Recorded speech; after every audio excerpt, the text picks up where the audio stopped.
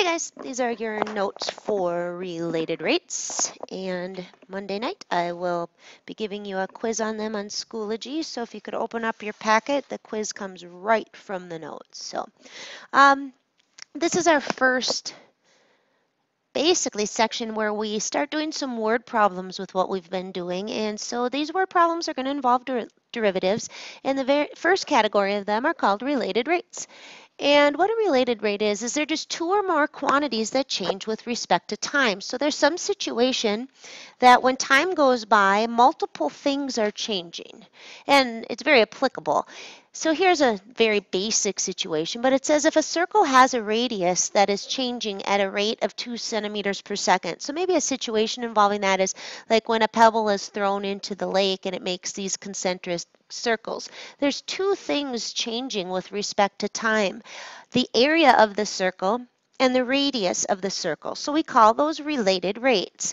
And so when it says that the rate of change is the rate of change that the area is changing when the radius is 10, and we need to write that down, what that means is we're talking about, first of all, a radius changing. And we say that that's called dr dt, or the change in radius over time. Also with this circle, we have the area changing, and we call that a derivative also. We call it dA dt, and both of these are rates of change. So on this one, it says it has a radius that is changing at a rate of 2 centimeters per second. So we'd say dr dt is equal to a positive 2.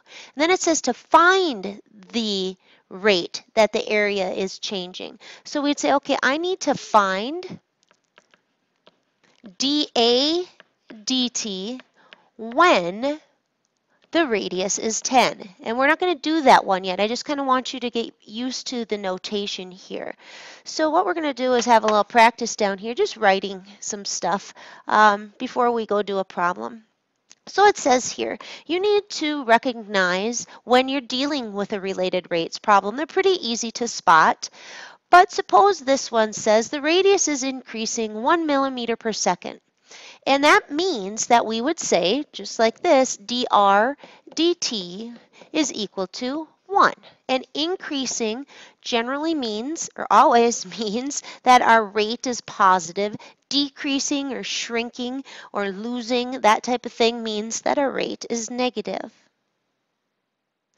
So we've got the base of a ladder that's leaning against a wall. So I'm going to give a little sketch of this. You got a ladder leaning here against the wall, and it starts to slide horizontally away from the wall. And you'll notice what's going to be changing is we have this length down here that I'm going to call x, and x is getting longer as time goes by, the distance away from the wall. But y, when the ladder falls, because it's going towards that right angle there, is getting shorter. So we call y and x related rates because they are both changing with respect to time.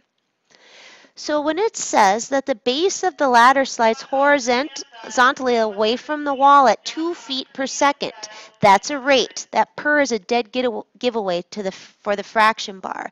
And it's the base of the ladder rate. So we would say that's dx dt that equals 2, just like is displayed here.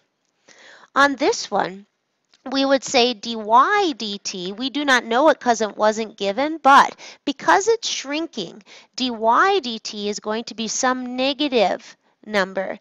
Again, when things are growing, we say the rate of change is positive. When they are shrinking, we say the rate of change will be negative. So dy dt would be negative because the length right here is shrinking. And when the ladder falls down the wall, you'll notice if I put a length on this ladder, the length of the ladder does not change. So the related rates on here are x and y. When this ladder, as it falls down, stays the same length. Kind of keep in mind what that means is dl dt, the rate of change in the length of the ladder, is actually 0 because the ladder is some constant length that's not going to change once it starts to fall down the wall. So let's go take a look at another one. we've got a cone, and it's being drained of water at a constant rate of 15 centimeters cubed. So let this label help you. Here's my picture. I've got a cone. It's got some water level in it. It's being drained, so water is leaking out of little droplets here. And what I know when it says it's being drained of water at a constant rate of 15 centimeters cubed is that's the rate of change of the volume. So dV dt is going down, and that's why we're having a negative rate of change for it. All right, so kind of know that. If it was filling up, then dV dt would be positive. Well, what else is changing here? There's actually several related rates with this cone because the volume is going down. But as the volume goes down, the radius is decreasing as well. So we have dr dt shrinking. We also have dH dt shrinking. So we've got three related rates in this problem. All of them are decreasing, and they will all be negative numbers, but we call all of these related rates. More than one thing changing with respect to time. In this scenario, we had two things changing. In this scenario, we had three things changing. We'll worry about how to find the numerical values later. So here's a little recap. So they always tell you about the rate at which one quantity is changing with respect to time. So it'll tell you how fast or how quickly or at what rate. The rate you're after is related to rates that you're given. And the next task is to figure out what's the relationship. How can I get started on these problems?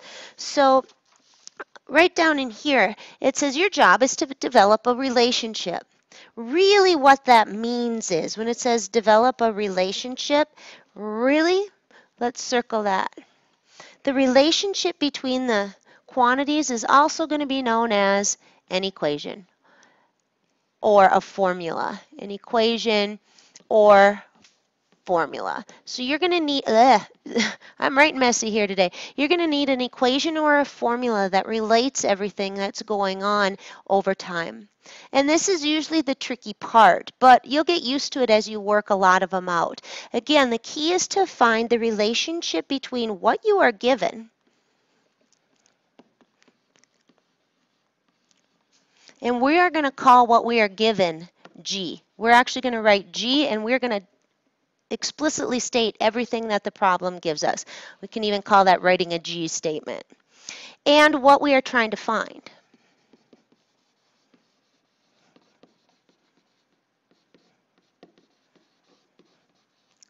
And we're going to call that our F statement. So the very first thing we do when we read a related rate problem is we just have to suck out of the information. What did they give me? What rate did they give me? What lengths did they give me? And what am I supposed to find? And there's really not a whole lot of variety with these yet because you have to use formulas that you already know. What I mean by that is they can't throw weird stuff at you because you don't know about it. You have to know about the situation, and most of the formulas that you know at this point are geometry based. So you have to be familiar with it. So let's write familiar formulas. And for most of ours, let's write mainly, they're going to be geometry ones, like with circles and triangles and cones and cylinders, some Pythagorean theorem, some similar triangles. But mainly we're going to be drawing off of our geometry formulas for a while. So next up, we're going to take that circle example on the previous page and actually expand on it a little bit.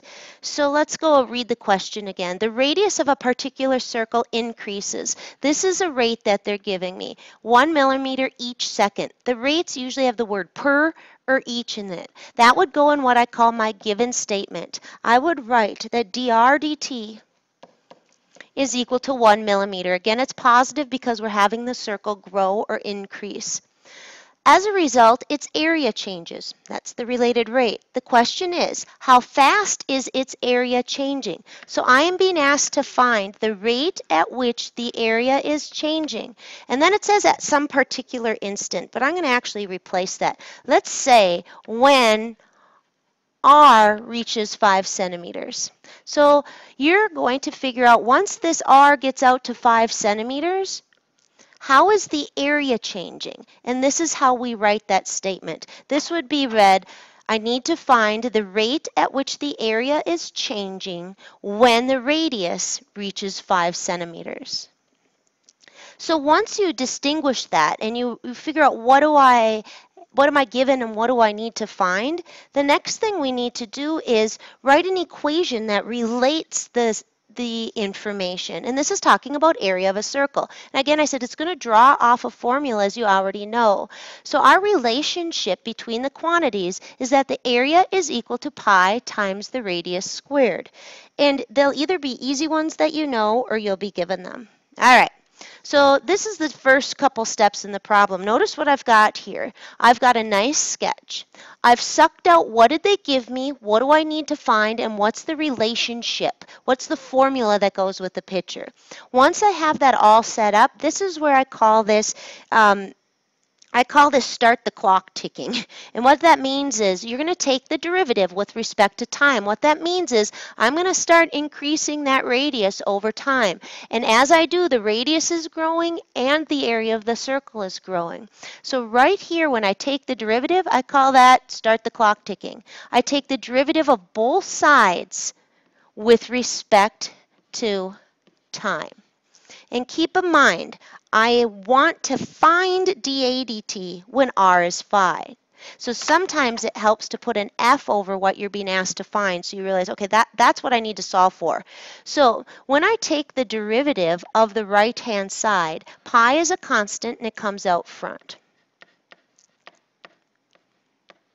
Really what I need to take the derivative of with respect to time is r squared. Well, keep in mind there's not a variable match here. So that is equivalent to implicit when we did the derivative with respect to x of y squared. We said that's 2y times dy dt.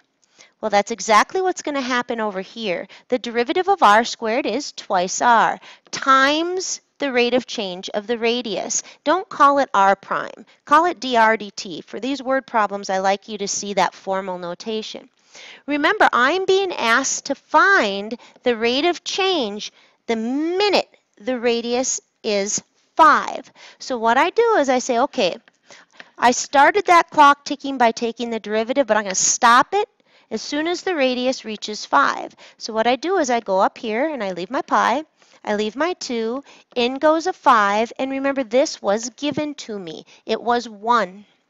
And so when I'm all done, I get that the change in area is 10 pi, and it needs a label. It's the rate the area is changing, so we label that centimeters squared per second. And you just did your first related rate problem. And they seem weird, and they will for a while until we get going on them. So let's repeat what our strategy is. First of all, you don't just sit there and stare at the words and try to do it in your head because you won't be able to. You must sketch it for real. You need to draw a good sketch. Once your sketch is there, you need to write an equation that relates your quantities of interest.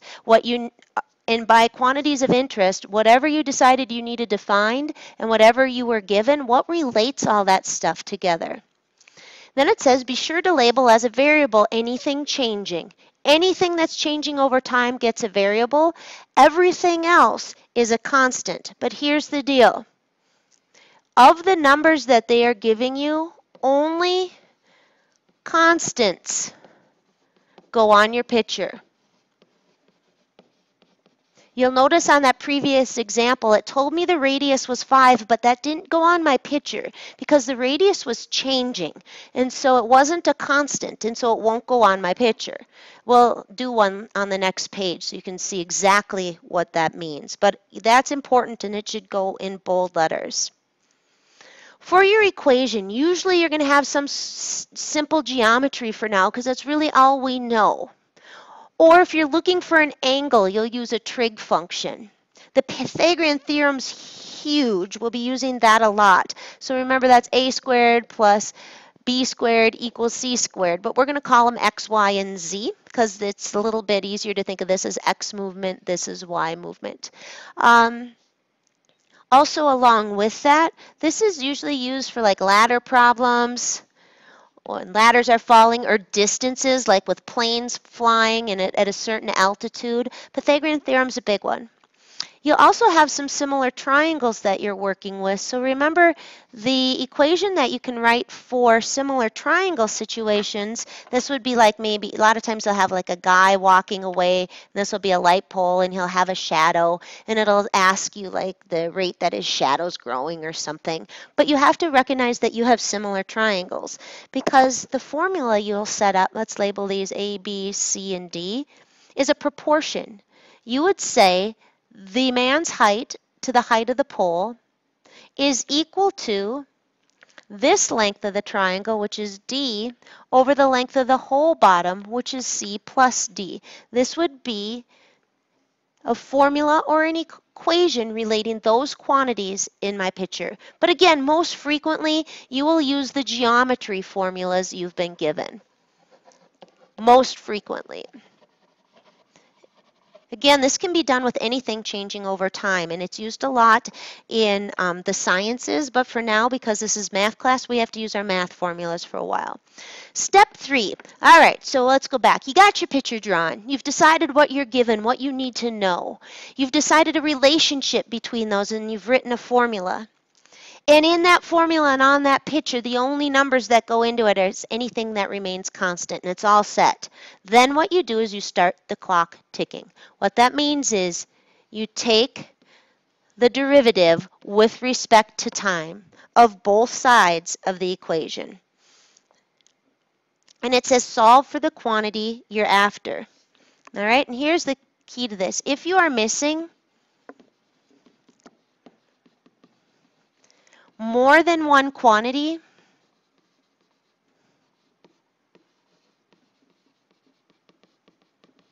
refer back to your picture.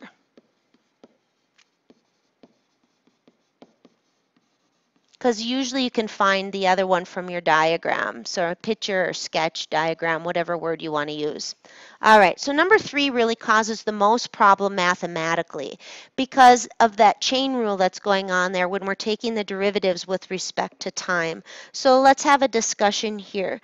If I was doing a volume of a cylinder, all right, so volume of a cylinder is pi r squared h.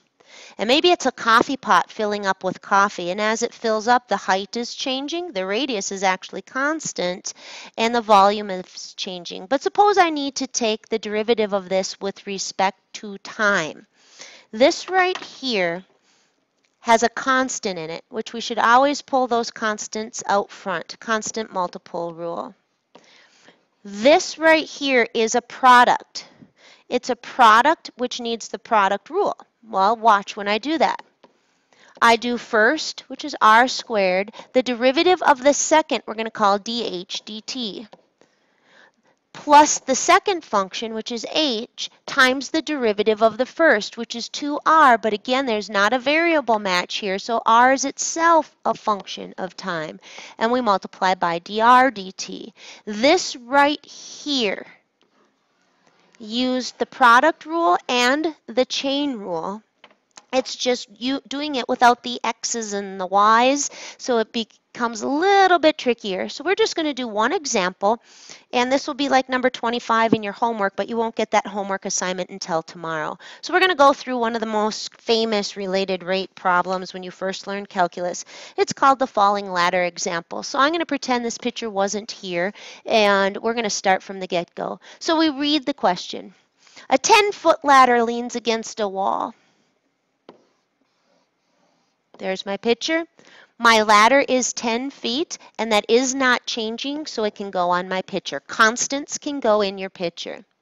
However, if I had one plane flying this way and one plane flying this way, that hypotenuse is changing. So everything would need to be a variable because all lengths of the right triangle are growing. In my picture, that ladder is rock solid. It's a constant, so it can go on the picture. The base of the ladder slides horizontally. I don't know the base of the ladder's length and how far it is from the wall, so I give that a variable. But it's saying the base slides horizontally away from the wall 2 feet per. There's your rate. There's a derivative. So this is what I am given. I'm given that dx dt is equal to 2. And that'll be a positive 2 because as the ladder falls, x is getting longer. Sorry, there's an announcement. I'm waiting for it to be over. Okay, the question is, how quickly is the top of the ladder sliding down the wall? That's this. That's varying. It needs a variable. And I'm being asked to find the rate that it's, how quickly, that's a rate. I'm looking for dy dt. And then it says at some particular instant, and that's going to be given to you. I'm going to say, we're going to erase that. And I'm going to say when x, or let's say when the ladder is 8 feet from the base of the wall, or bottom of the wall.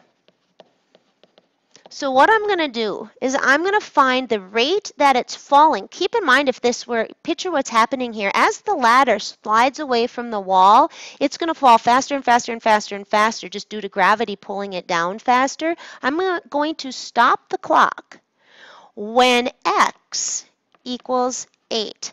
So here's what I've got. I've got my sketch. I've determined what they gave me. I determined what I need to find. That 8 did not go on my picture because it is not a constant. X is changing.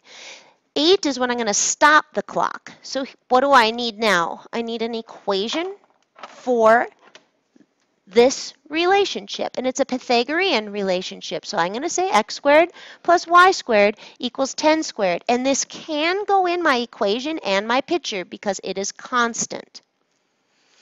Next. Keep in mind, though, with the airplane example, I have x, y, and z. And if I've got, or even a ship going this way and a ship going this way, they're all changing. So I would say x squared plus y squared, equals z squared. Only constants can go in your equation. Only constants can go on your picture. So what's up? So I'm going to give that ladder a little push. I'm going to start the clock ticking. I'm going to have it start sliding down the wall, aka take the derivative of both sides.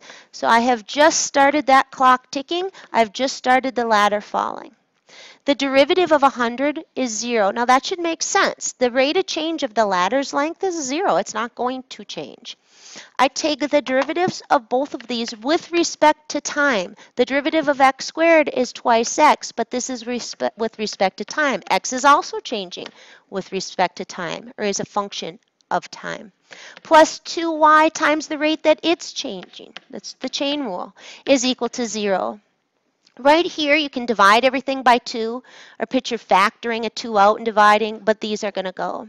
So I end up with x dx dt plus y dy dt is equal to 0. Right now, I'm going to stop the clock. And I am looking for, go back to what you're being asked to find.